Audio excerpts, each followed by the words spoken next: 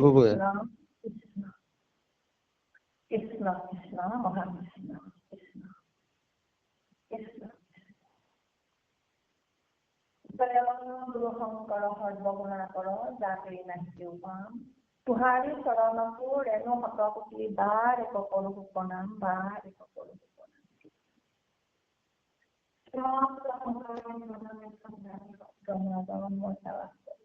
সেৱাস্থলীত যদি উপস্থিত নাই মই পৰম পূজ্য পুণ্য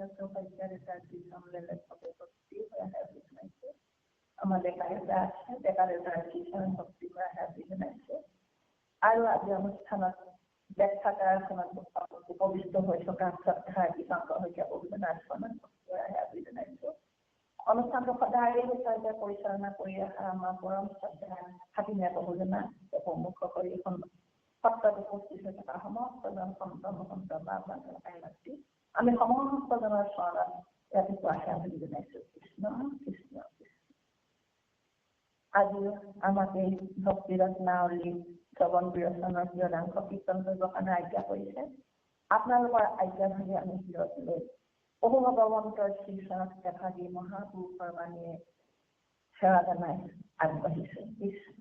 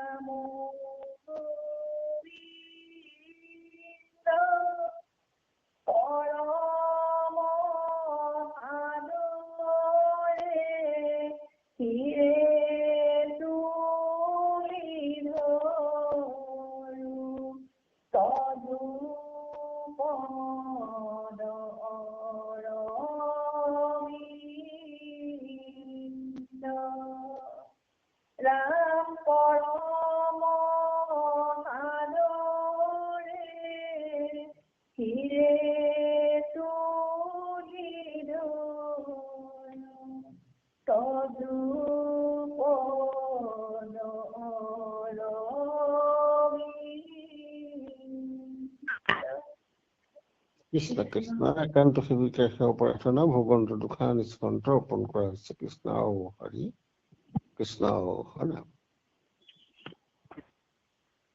কৃষ্ণ কৃষ্ণ কৃষ্ণ মহাকৃষ্ণ আমি আগবাঢ়িছো হয়তো বহুত সেৱা ভাগি জনাইছো আপোনাৰ শ্ৰীচৰণত কৃষ্ণ কৃষ্ণ কৃষ্ণ হয় সেৱা লৈছো কৃষ্ণ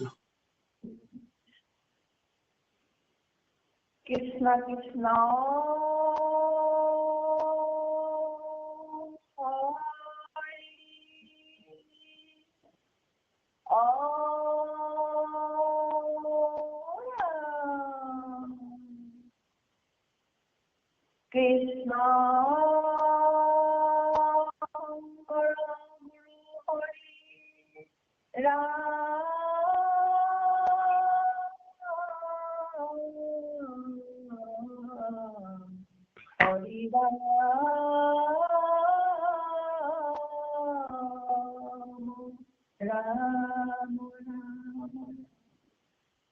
কৃষ্ণ কৃষ্ণ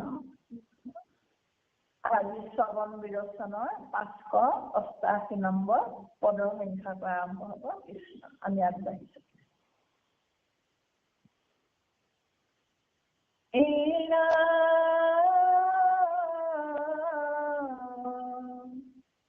কহো তাৰ ফলস্পষ্ট তত্তৰ বচনে কৃষ্ণৰ আগত বাক্য বোলে তপ্ত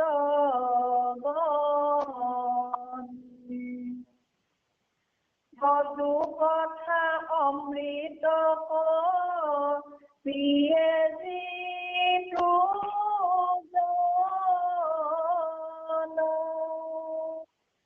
তাহাৰ ভকতি আতি বাৰে অনুক্ষণ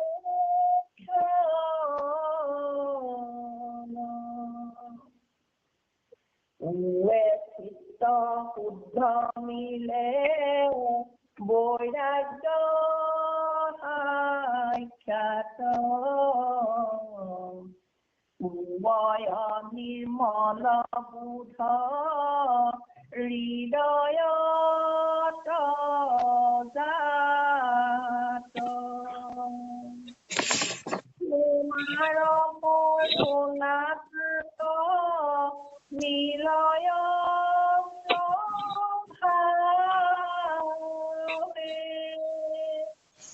অনায়াসে মুখে গয়া বৈকুণ্ঠ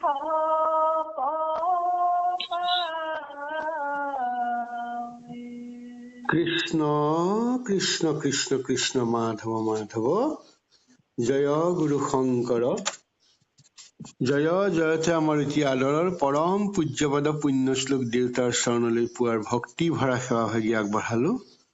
আজি অনুষ্ঠানত উপস্থিত থকা আমাৰ অতিকৈ শ্ৰদ্ধাৰ বয়োজ্যেষ্ঠ বাপ বসন্ত ডেকা বাপজনাৰ চৰণলৈ আমাৰ পুৱাৰ ভক্তি ভৰা সেৱা ভাগি আগবঢ়ালো। অনুষ্ঠানটি অতি সুন্দৰভাৱে আজি ইমান বছৰ ধৰি ঈশ্বৰৰ নাম লৈ পৰিচালনা কৰি ৰখা শ্ৰদ্ধাৰ হাতীমূৰীয়া বাপজনাৰ চৰণলৈ সেৱা ভাগি আগবঢ়ালো। ভক্তি মাতৃ কিৰণ গগৈ অতি সুন্দৰ শ্ৰৱণানন্দ আমাক প্ৰদান কৰিছে, কীৰ্তন পাঠ কৰিছে। তেখেতৰ চৰণলৈ ভক্তি ভৰা সেৱা ভাগি আগবঢ়োৱাৰ লগতে সত্ৰ সমাজত উপস্থিত থকা সমূহ আই বাপ বান্ধৱৰ চৰণলৈ পুৱাৰ ভক্তি ভৰা সেৱা ভাগি আগবঢ়ালো। কৃষ্ণ মাধৱ। হয়, আজি আমি মহাপুৰুষ মাধৱ গুৰুজনাৰ বিৰচিত ভক্তি ৰত্নাৱলী শ্ৰৱণ বিৰচনৰ যি অংশ আজি এই শ্ৰৱণ কৰা হ'ল সেয়া হৈছে যোৱাকালি আমাৰ বিদুৰ আৰু মৈত্ৰেয়ৰ যিখিনি বচন, তেওঁলোকৰ যিখিনি কথা বতৰা সেইখিনিৰ অংশ। ইতিমধ্যে মৈত্ৰেয়ে বিদুৰক কৈ গৈছে যে যিসকল লোকে ভগৱন্তক জানি সেৱা নকৰে আৰু নাজানি যিবিলাকে সেৱা নকৰে, এই দুই শ্ৰেণী লোককে তেওঁ বৰ দুখ পাইছে বা পুতৌ জন্মিছে বা অনুশোচ লাগিছে। এতিয়া কথা হ'ল কি যে সেই কাৰ্য কিয় হয়, এই তত্ত্বটো আমাক গুৰুজনাই বুজাইছে এইটো কাৰণে যে ভকতি মাৰ্গত আমি কিয় যাব নোৱাৰো। আৰু এইখিনি কওঁতে আকৌ আজি বিদুৰক মৈত্ৰেয়ে যি তত্ত্বৰ কথা কৈছে, য'ত একেবাৰে উৎস, জীৱৰ উৎস, জগতৰ উৎস, সেই বিষয়ে কৈছে। কহো তাৰ ফল স্পষ্ট তত্ত্বৰ বচনে, কৃষ্ণতৰ আগত বাক্য বোলে তত্ত্বগণে। এতিয়া আমাৰ তত্ত্ব বুলি ক'লে আমি সকলোৱে জ্ঞাত। তত্ত্ব মানে কি আমি জানো। আমাৰ 25টা তত্ত্ব আছে।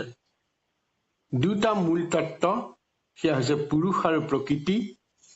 দুটা অন্তৰ তত্ত্ব, মহৎ আৰু অহংকাৰ। 5টা আমাৰ তন্মাত্ৰ বা সূক্ষ্ম গুণ, শব্দ, স্পৰ্শ, ৰূপ, ৰস, গন্ধ। 5টা স্থূল তত্ত্ব অৰ্থাৎ পঞ্চতত্ত্ব বুলি যাক আমি কওঁ, আকাশ, বায়ু, অগ্নি, জল, পৃথিৱী। আৰু 10টা ইন্দ্ৰিয়, তাৰে 5টা জ্ঞানেন্দ্ৰিয়, 5টা কৰ্মেন্দ্ৰিয় আৰু এটা মন। এই গোটেইখিনি মিলি 25 তত্ত্ব হ'ল। এতিয়া শ্ৰীমদ ভাগৱত পুৰাণৰ 3য় স্কন্ধত বিদুৰ আৰু মৈত্ৰীৰ কথোপকথনত স্পষ্ট আছে। সেইখিনি কথাকে ইয়াত কোৱা হৈছে যে এই 25 তত্ত্বৰে দেহ আৰু জগত গঠন কৰে। আৰু এই 25 তত্ত্বৰ ওপৰত থাকে আত্মা। আৰু আত্মাই এই তত্ত্বৰ মাজত সোমাই বান্ধোন নহবৰ কাৰণে ভক্তিৰ দ্বাৰা সি মুক্ত হৈ আহে। এতিয়া সেইকাৰণে কৈছে কৃষ্ণৰ আগত বাক্য বোলে তত্ত্বগণ। কৃষ্ণৰ আগত তত্ত্বগণে কি কৈছে যে আমি এটা কথা খাটাং যে ভগৱন্তই ভাগৱতত কৈ আছে যেতিয়ালৈকে তত্ত্বসমূহৰ মাজত প্ৰৱেশ কৰা নাই তেতিয়ালৈকে তত্ত্বই কাম কৰিব পৰা নাই। বিশেষকৈ পঞ্চতত্ত্বই, যি পঞ্চতত্ত্বৰ পৰা দেহ গঠন হৈছে, সেই দেহ গঠনৰ কাৰণে পঞ্চতত্ত্বই কৰিব পৰা নাই। যেতিয়া ভগৱন্ত সোমাইছে তেতিয়া কৰিব পৰা। সেই ভগৱন্তক তেওঁলোকে প্ৰাৰ্থনা কৰে যে আমাক সক্ৰিয় কৰি দিয়ক। এই কথা সেইকাৰণে কৈছে যে তত্ত্বগণে এই স্তুতি কৰিছে, কি কৰিছে যে তজু কথা অমৃতক পিয়ে যিটো জন। গতিকে আমাৰ পঞ্চতত্বৰে সমষ্টিৰে গঠিত দেহটিয়ে যেতিয়া ভগৱন্তক স্তুতি কৰে তেতিয়া পঞ্চতত্বই ভগৱন্তক স্তুতি কৰে, আৰু যদি ভক্তি নকৰে তেতিয়া ফল দিব নোৱাৰে। সেইকাৰণে আমি এটা কথা খাটাং যে তত্ত্বসমূহে কৰা মানে আমি কৰা মানে তত্ত্বসমূহে কৰা হ'ব। এই কথাখিনি কৈছে যে তজু কথা অমৃতক পিয়ে যিটো জন, যিজনে এই অমৃত পান কৰে, কৃষ্ণৰ কথা পান কৰে, তেতিয়া হোৱে চিত্ত শুদ্ধে মিলে আনন্দ সাক্ষাৎ। তেতিয়া চিত্ত শুদ্ধ হৈ যায়। মিছা দেহে গেহে যাৰ অহংকাৰ ভাৱ, হৃদয়ে থাকোঁতে তাৰ দূৰ যে স্বভাৱ, তাতো আমি তত্ত্বগণে কৰিলো আশ্ৰয়, প্ৰসন্ন হৈক দেৱ দেৱ কৃপাময়। এনেকে তত্ত্বসমূহে প্ৰাৰ্থনা কৰিছে, মানে আমি প্ৰাৰ্থনা কৰিছো, সেয়া ভাগৱতত কোৱা হৈছে। সেই যেতিয়া আমি ঈশ্বৰক যেতিয়া পাম তেতিয়া আমি চিত্ত শুদ্ধ হব, হয় নিৰ্মল বোধ হৃদয়ত জাত। আৰু তেতিয়াই আমাৰ হৃদয়ত জাত মানে জন্ম হব বা উৎপন্ন হব কি নিৰ্মল। নিৰ্মল মানে তিনি গুণৰ ওপৰত যি শক্তি, অৰ্থাৎ সেই পৰম পদ ব্ৰহ্ম আহি তাত স্থিতি লব। অৰ্থাৎ সেই আত্মাই পৰম পদ ব্ৰহ্মমুখী হব, জীৱাত্মাই পৰমাত্মামুখী হব। আৰু যেতিয়া জীৱাত্মাই পৰমাত্মামুখী হব, যেতিয়া ঈশ্বৰৰ নাম শ্ৰৱণৰ যোগেদি যেতিয়া হব, তেতিয়াই জীৱই তৰণৰ গতি পাব। আৰু তেতিয়াই কৈছে যে তোমাৰ কৰুণা তাক মিলয় স্বভাৱে। আৰু তেতিয়াই ভগৱন্তৰ কৰুণা পাব, কৃপা পাব, মিলয় স্বভাৱে, স্বভাৱতে। অৰ্থাৎ সেই যি স্বভাৱ কৰিলে, যি অভ্যাস হল, সেই অভ্যাসৰ যোগেদি ভগৱন্তৰ কৃপা পাব, আৰু পালেই অনায়াসে সুখে গৈয়া বৈকুণ্ঠক পাৱে। সহজে বৈকুণ্ঠ পাব, অৰ্থাৎ জীৱাত্মাই পৰমাত্মা মুখী হৈ গুচি যাব। এইখিনি কথাকে আমাক গুৰুজনাই ইয়াত উদাহৰণ দিছে। কি কাৰণে? যে আমাৰ মন, এতিয়া মন হৈছে 24 তত্ত্বৰ পাছতে হৈছে মন, আৰু সেই মনটো কলৈ ধাবিত কৰিব লাগিব? ঈশ্বৰমুখী কৰিব লাগিব। সেই মন লাগি 25 তত্ত্ব হৈছে, আৰু এই তত্ত্বসমূহৰ ওপৰত আছে আত্মা।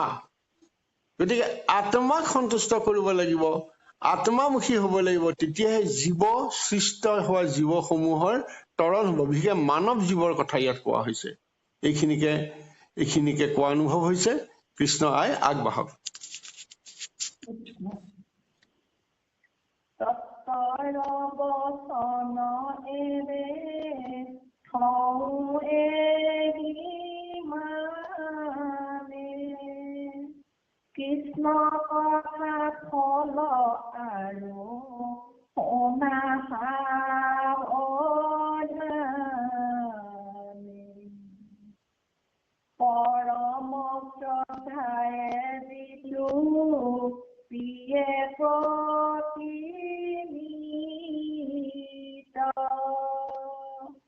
সন্ত ভগৱন্ত আশী তাৰ সন্নিহিত,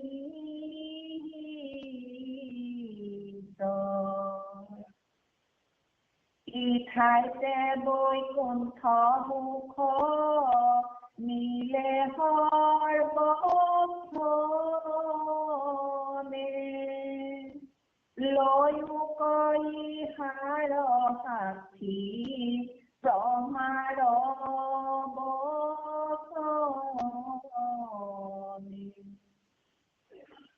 কৃষ্ণৰ আগত বিনা সৃষ্টি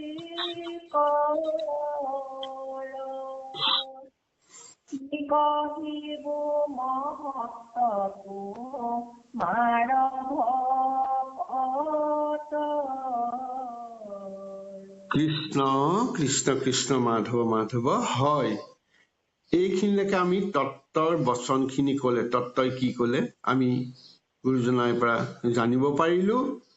এতিয়া কব যে সেই তত্ত্বগণে যেনেকৈ স্তুতি কৰি জীৱক তৰণৰ বাট দেখুৱাইছে, জীৱ তৰিত হৈছে পৰমাত্মাৰ প্ৰতি বা পৰমাত্মাৰ ফালে, এতিয়া ইয়াৰ ফল কি হব? কৃষ্ণ কথা ফল আৰু শুনা সাৱধানে, পৰম শ্ৰদ্ধাৰে যিটো পিয়ে প্ৰতিনিতে, সকলো সময়তে যেতিয়া কৃষ্ণৰ কথা পৰম শ্ৰদ্ধাৰে শ্ৰৱণ কৰে, অৰ্থাৎ আমি শ্ৰৱণ দুই ধৰণে কৰো।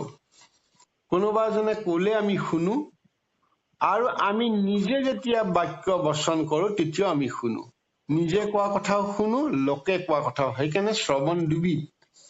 গতিকে আমি ঈশ্বৰৰ কথা বেলেগৰ পৰাও শুনিব পাৰো, অথচ আমি নিজৰ পৰা শুনাও ব্যৱস্থা ভগৱন্তই কৰি দিছে। আমি কৃষ্ণ বুলি মই কোৱাৰ লগে লগে মই যেনেকে শব্দটো শুনিছো সকলোৱে শুনিব। গতিকে তেনেকৈ যেতিয়া আমি কৃষ্ণ বুলি মনতে ভাবি যেতিয়া উচ্চাৰণ কৰি আমি যেতিয়া কৰ্ণগোচৰ হব, সেয়াই হৈছে পৰম শ্ৰদ্ধাৰে যিটো পিয়ে নিতে, প্ৰতি মুহূৰ্তত আমি শুনি থাকিব পাৰো কৃষ্ণৰ ব্যৱস্থা আছে। আৰু সেইখিনি যোনে কৰে হন্ত ভগৱন্ত আহি তাৰ সন্নিহিত, সেয়া কৃষ্ণৰ কথা কোৱাৰ লগে লগে পৰম পুৰুষ আহি আমাৰ মাজত উপস্থিত হব। যোগীৰ হৃদয়েৰি বৈকুণ্ঠক পৰিহৰি, ভগৱন্ত আহি ভকতৰ কাষ পায়হি। এয়া হৈছে ভকতি মাৰ্গৰ শ্ৰেষ্ঠতা, শ্ৰৱণৰ শ্ৰেষ্ঠতা। ইঠাইতে বৈকুণ্ঠ সুখ মিলে সৰ্বক্ষণে, আৰু ইয়াতেই আমি বৈকুণ্ঠ পাব নোৱাৰো, কিন্তু বৈকুণ্ঠ প্ৰাপ্ত হলে যি সুখ পোৱা যায় সেয়া পাম, সৰ্বক্ষণত পাম। অৰ্থাৎ কি, যে ঈশ্বৰৰ নাম গুণ গাই থাকিলেই আমি বৈকুণ্ঠৰ সুখ পাম। অৰ্থাৎ আমাক যি সুখৰ প্ৰয়োজন হয় সেই সকলো সুখ দিব আমি নজনাকে, আমি সেই সুখত উটি নগলেও হব, সেই সুখে আমাক মন ধৌত কৰিবই। লৈয়োক ইহাৰ সাক্ষী ব্ৰহ্মাৰ বচন। এতিয়া এই কথাখিনি ব্ৰহ্মাই কৈছিলে। কাক কৈছিলে? ভাগৱতত কয় যে দেৱতাসকলক কৈছিলে, কৃষ্ণক স্তুতি কৰিছিলে। ব্ৰহ্মাই কৃষ্ণক যেতিয়া স্তুতি কৰিছিলে সেইখিনি কথা এতিয়া আমাৰ প্ৰমাণ হিচাপে দিব। কৃষ্ণৰ আগত বিনাৱন্ত সৃষ্টি কৰ, কি কহিবু মহত্ব তোমাৰ ভকতৰ।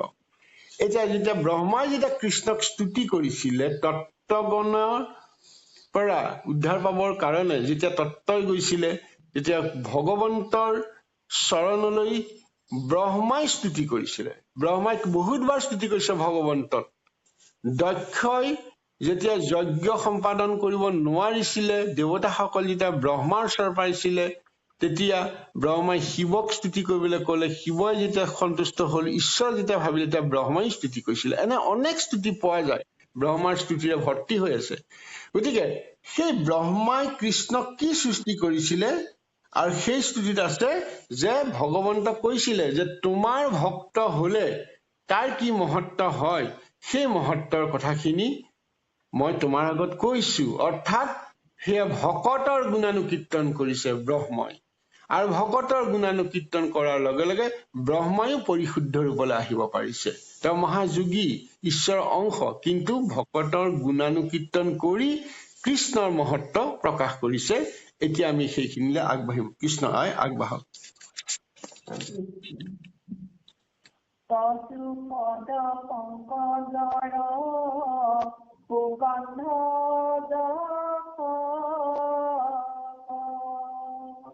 শবদ বতাহে নিয়ে কৰ্ণৰ পথ পায়াহিটো দণ্ড মহাসন্তোষ মিলয় কৰ্ণৰন্ধ ভৰি সুখে সদায়ে শুন এৰাম কথাৰ পায়া বিষয়কে পৰিহৰে মহাভক্তি ভাৱে তই তজু শৰণ পধৰে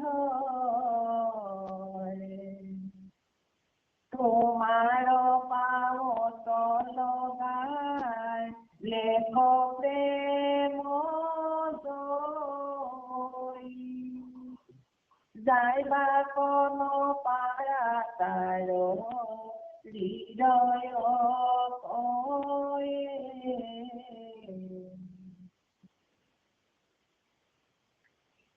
তুমি যাৰ হৃদয়ত সদায়ে প্ৰকাশ সিজনে নকৰে মুকু অভিলাষ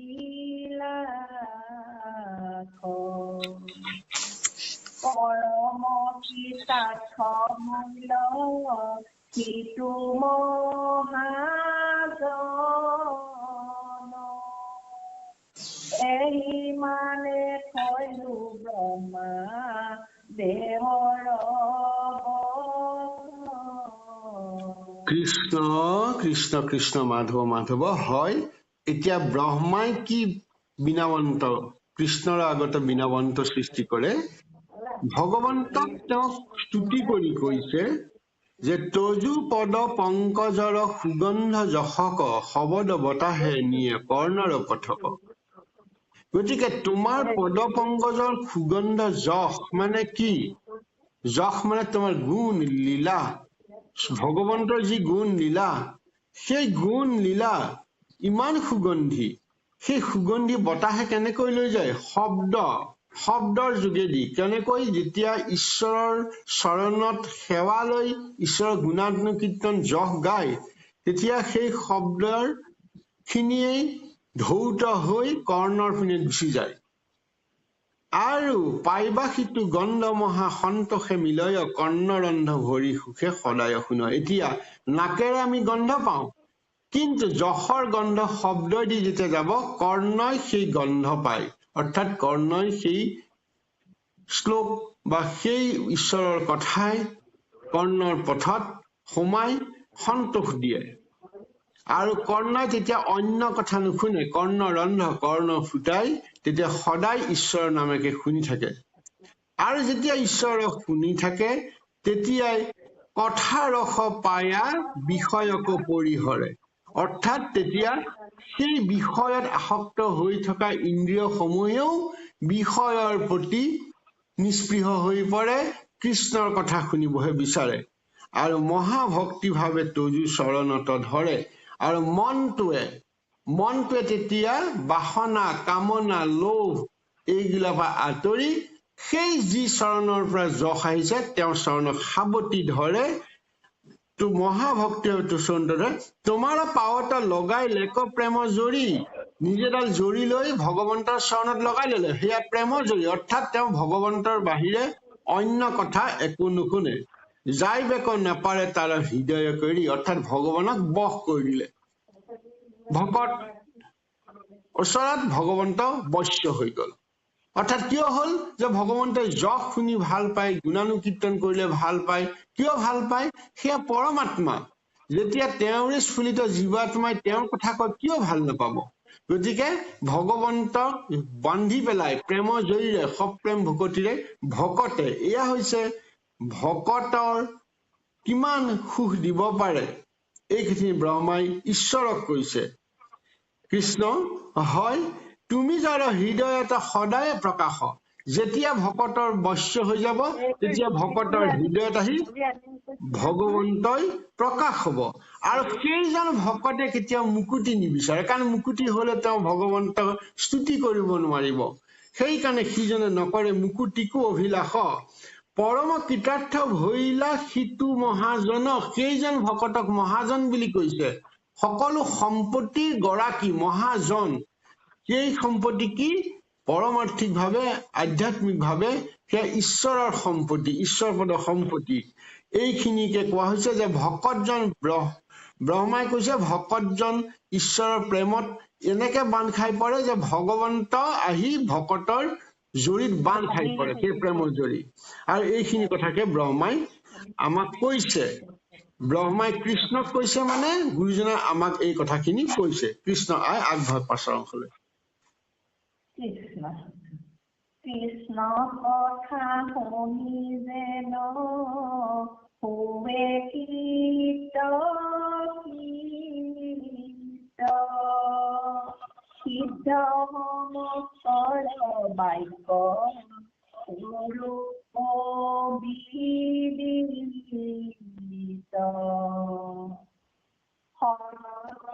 তোমাৰ আজি সিদ্ধগণ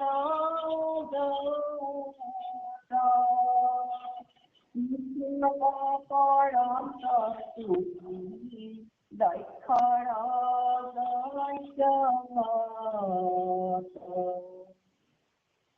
বুলন্ত আমাক অনুগ্ৰহ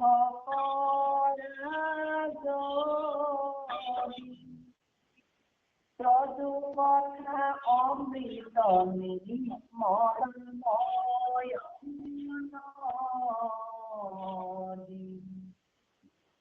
মহামনে উন্নত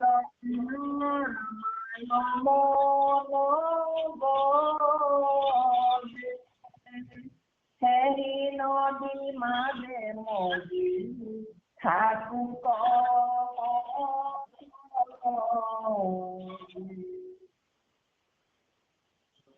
যেন মন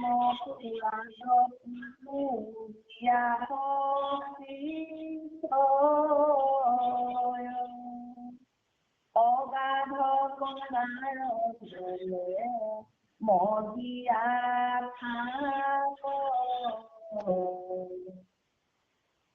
বনদৰে পৰানো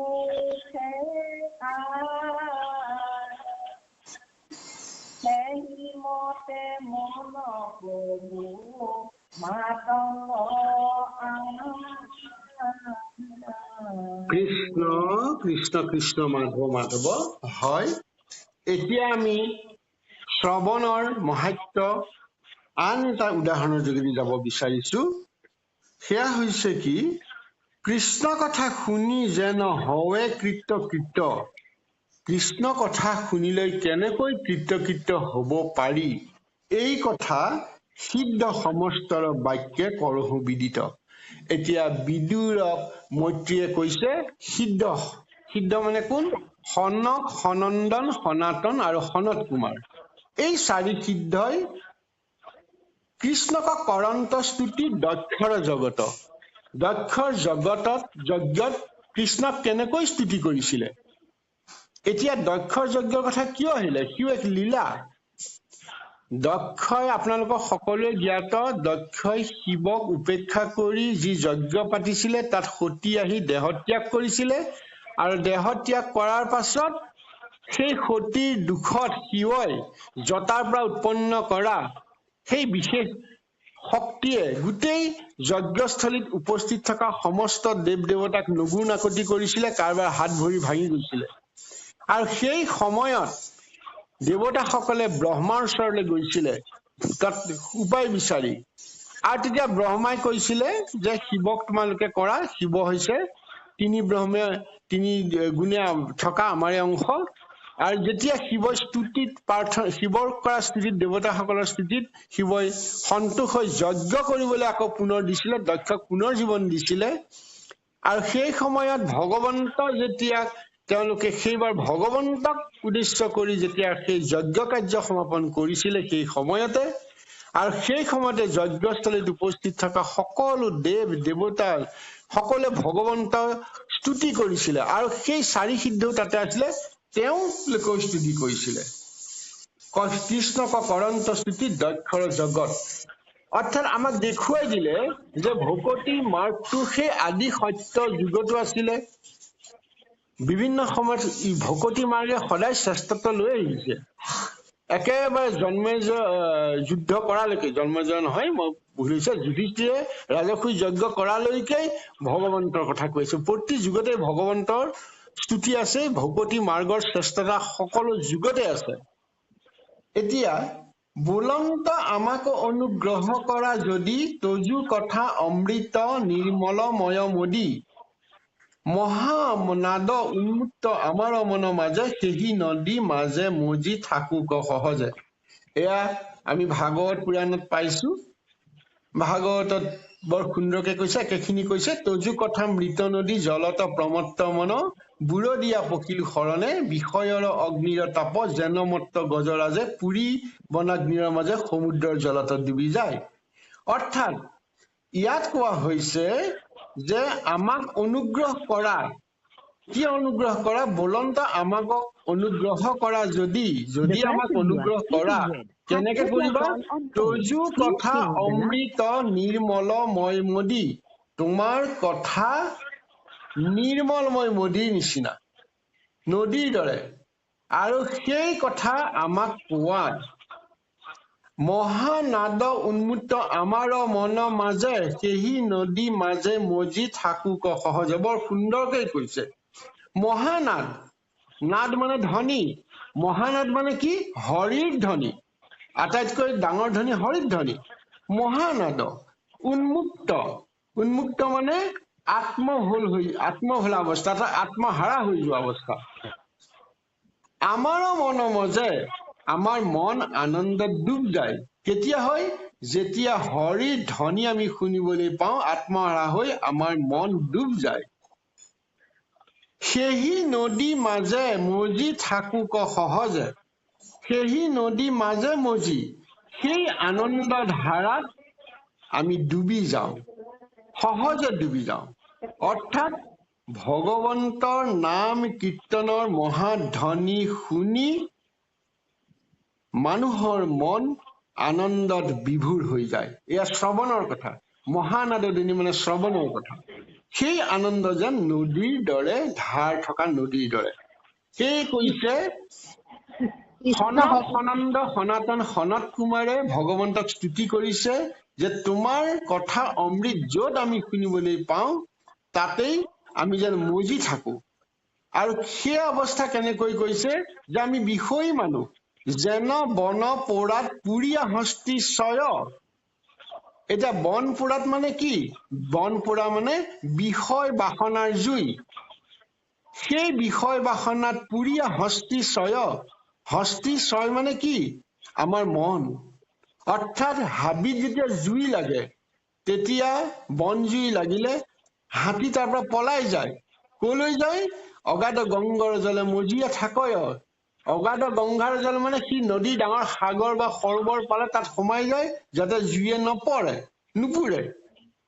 আৰু যেতিয়ালৈকে জুই নুনুমাই তেতিয়ালৈকে সি উঠি নাহে। বন জুইক দৰে তাৰ পৰা নুঠে আৰু সেই মতে মন প্ৰভু মাতংগ আমাৰ।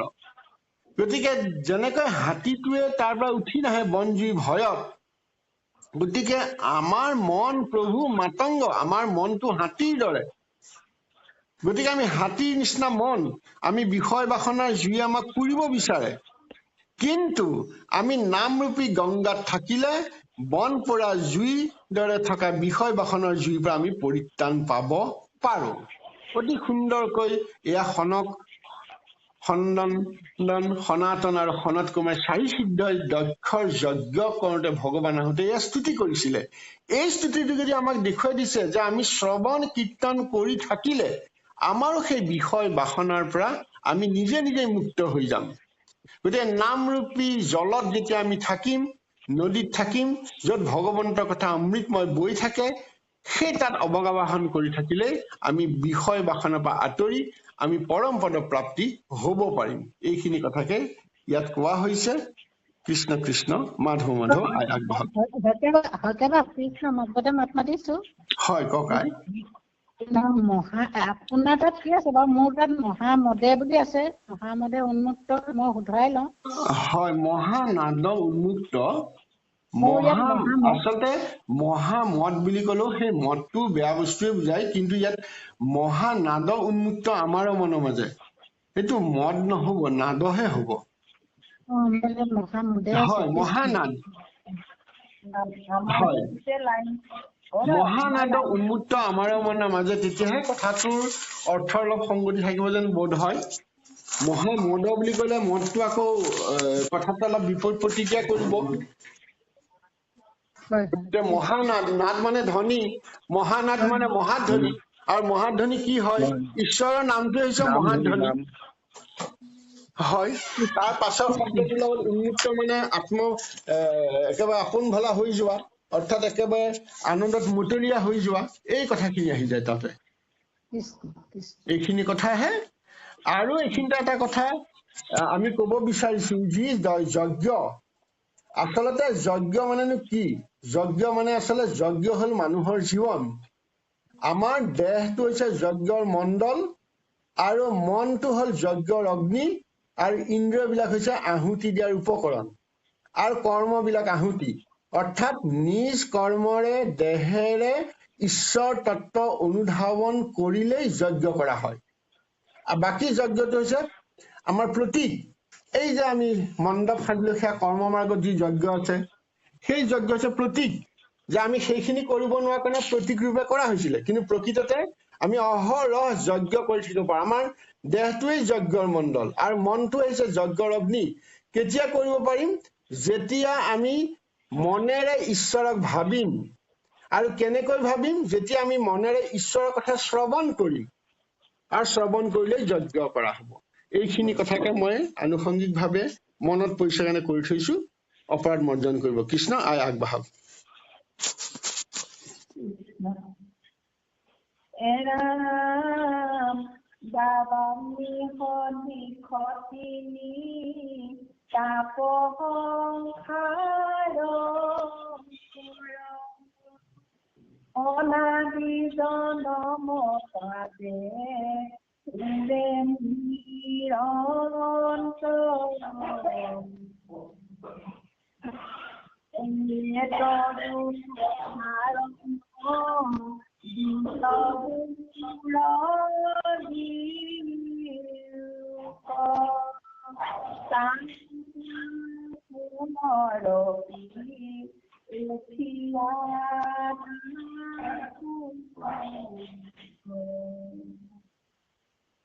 পাহৰি বুজে সংসাৰৰ যত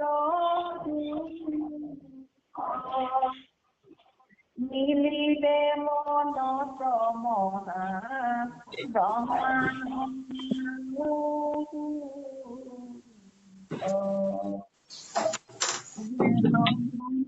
জ্ঞানী ব্ৰহ্মত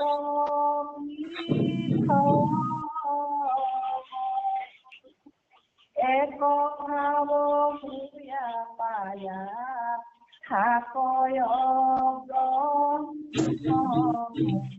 কৃষ্ণ কৃষ্ণ মাধৱ মাধৱ। আমি এইখিনি অকণ আলোচনা কৰিব বিচাৰিছো।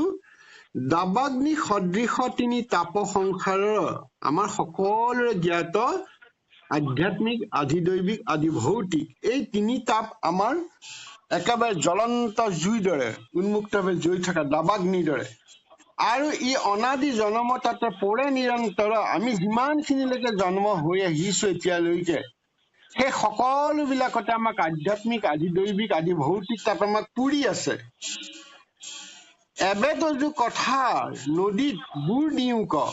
এতিয়া আমি কি তজু কথাৰ, অৰ্থাৎ ভগৱন্তৰ কথা, তোমাৰ কথাৰ নদীত, অৰ্থাৎ সেই যিটো কোৱা হৈছে তজু কথা অমৃত নিৰ্মলময় নদী, আগতে সেই নদীত যেতিয়া আমি বুৰ দিম, বা সেই অমৃতময় কথা ঈশ্বৰৰ কথাত যেতিয়া ঈশ্বৰৰ গুণনামৰ কথাত বুৰ দিওঁ, তাৰো পৰা পুনৰূপী উঠিয়া নাসক। আৰু যেতিয়া আমি সেই নদীত বুৰ দিম, আমি আৰু উঠি আহিব নালাগে। কিয় নালাগে? কাৰণ আমি সেই নদীত বুৰ দিলে আমাৰ তিনি তাপে নেপায়। অৰ্থাৎ ঈশ্বৰৰ নাম গুণ শ্ৰৱণ কীৰ্তন কৰি থাকিলে আমাক কোনো তাপে আমাক পুৰিব নোৱাৰে। পাহৰিব তেবে সংসাৰৰ যত দুখ, মিলিবে মনত মহা ব্ৰহ্মানন্দ সুখ।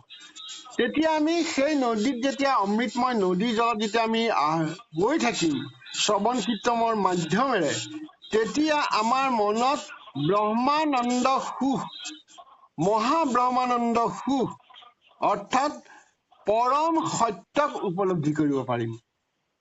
ব্ৰহ্ম আনন্দ, ব্ৰহ্ম মানে সত্য, আনন্দ মানে আনন্দই, গতিকে পৰম সত্যক মহা বুলি কৈছে। গতিকে পৰম সত্য কি? ঈশ্বৰ। এই সত্যক আমি উপলব্ধি কৰাৰ যি সুখ, সেই সুখ আমি পাই থাকিম। যেন ব্ৰহ্ম জ্ঞানী নুহি ব্ৰহ্মত পৃথক, এক ভাৱ হুঞা পায়া থাকয় ব্ৰহ্মক। বৰ সুন্দৰকে কৈছে। যেন ব্ৰহ্মজ্ঞানী। এতিয়া ব্ৰহ্মজ্ঞানী কোন? যিজনে পৰম সত্য উপলব্ধি কৰিছে, তেওঁৰ ভিতৰত মই আৰু ব্ৰহ্মক পৃথকভাৱে অনুভৱ নাথাকে। সেইজনেই, অৰ্থাৎ মই আৰু ব্ৰহ্ম, মই দেহ নহয়। দেউতাই যিটো কৈ থাকে মই আত্মা, এই পৰম সত্যক যি উপলব্ধি কৰিছে তেওঁৱেই ব্ৰহ্মজ্ঞানী। নুহি ব্ৰহ্মত পৃথক, অৰ্থাৎ ব্ৰহ্মৰ পৰা পৃথক বুলি নাভাবে। অৰ্থাৎ মই দেহ নহওঁ, মই আত্মা, সেয়া তেওঁ বুজি পায়। আৰু কি হয়? এক ভাৱ হুঞা পায়া থাকয় ব্ৰহ্মক। অৰ্থাৎ ব্ৰহ্মজ্ঞানীসকলে মন সদায় ব্ৰহ্মত নিমগ্ন হৈ এনেকৈ থাকে যে সকলোতে ব্ৰহ্মক দেখে।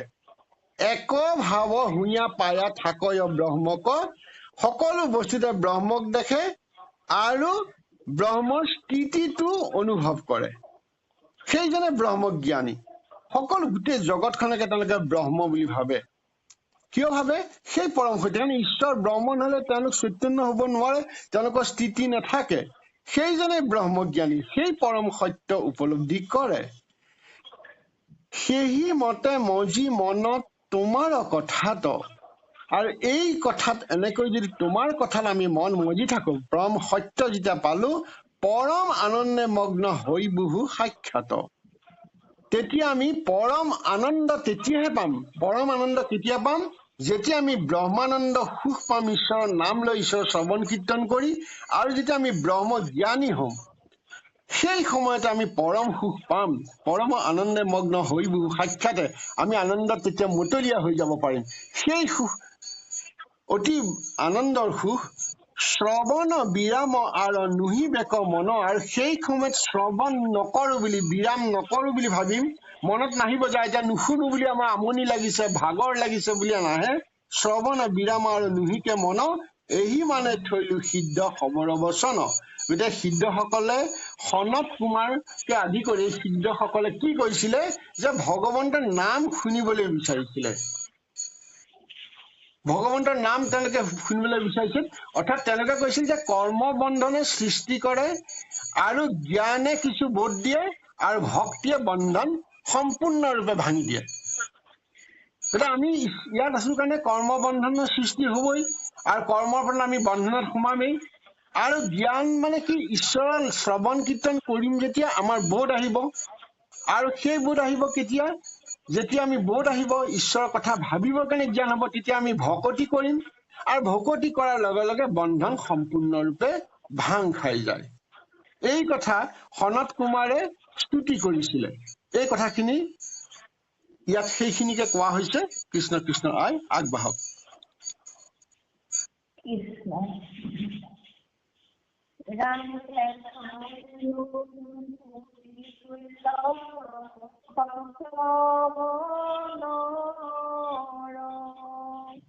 কোনো পৰমাৰ্থ তাতো কৰি শ্ৰেষ্ঠ লয়ো পৰিহাৰ সাক্ষী পিঠুৰ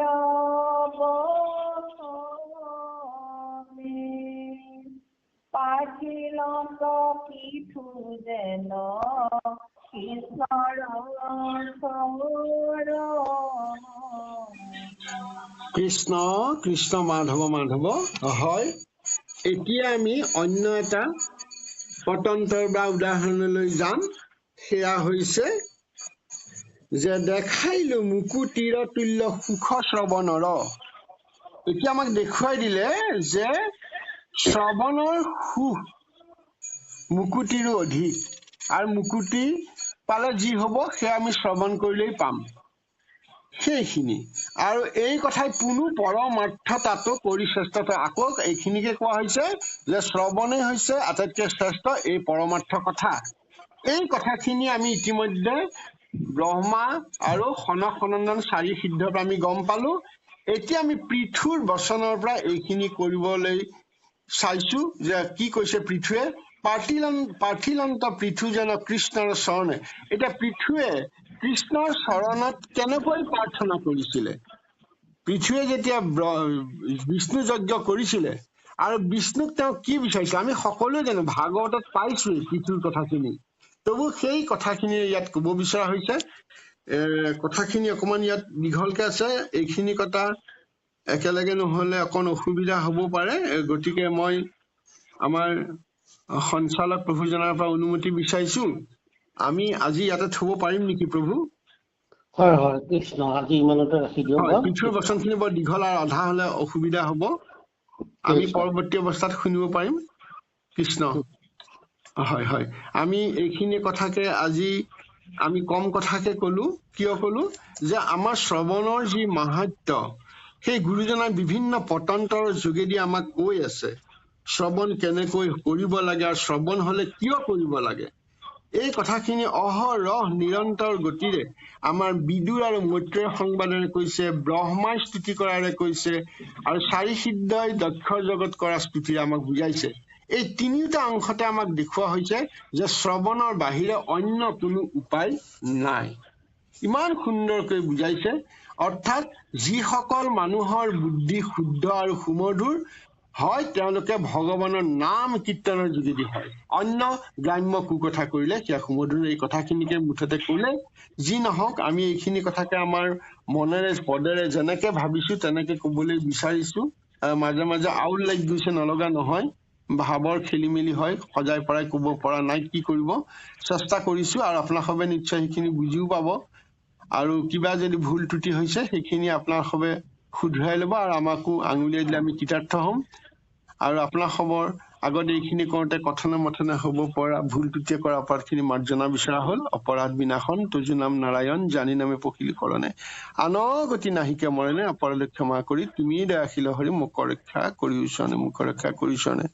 শ্ৰীমন্ত শংকৰ হৰি ভকতৰ জানা যেন কল্পতৰু, তাহান্ত বিনাই নাই নাই নাই, আমাৰ পৰম গুৰু, আমাৰ পৰম গুৰু। কৃষ্ণ কৃষ্ণ মাধৱ মাধৱ, হয় আই আপুনি দোহাই দি সামৰি দিব পাৰিব। মাধৱ কৃষ্ণ গোবিন্দ।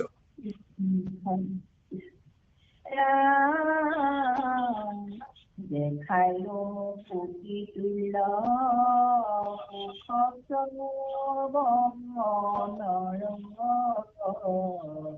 কোনো পৰমাৰ্থ তাতো কৰিছে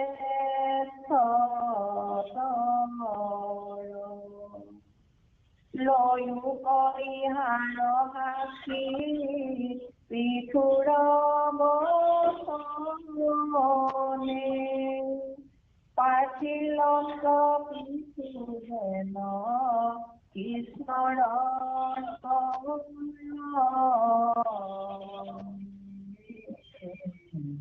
হৰিৰা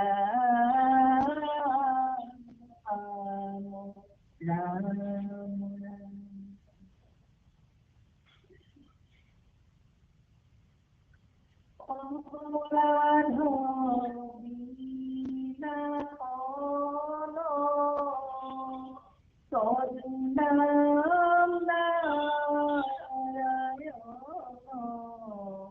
জানি নামে পখিলো আনগতি নাহিকে মৰণে, অপৰাধ ক্ষমা কৰি তুমি দয়াশীল মোক ৰক্ষা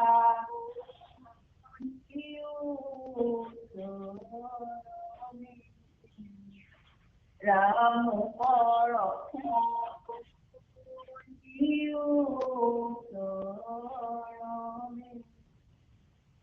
কৃষ্ণ কৃষ্ণ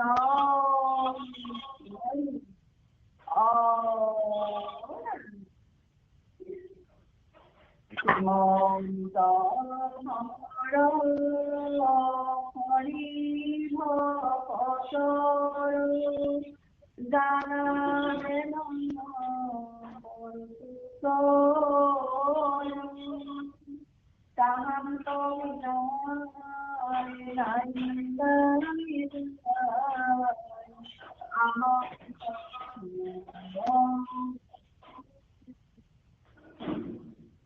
Ram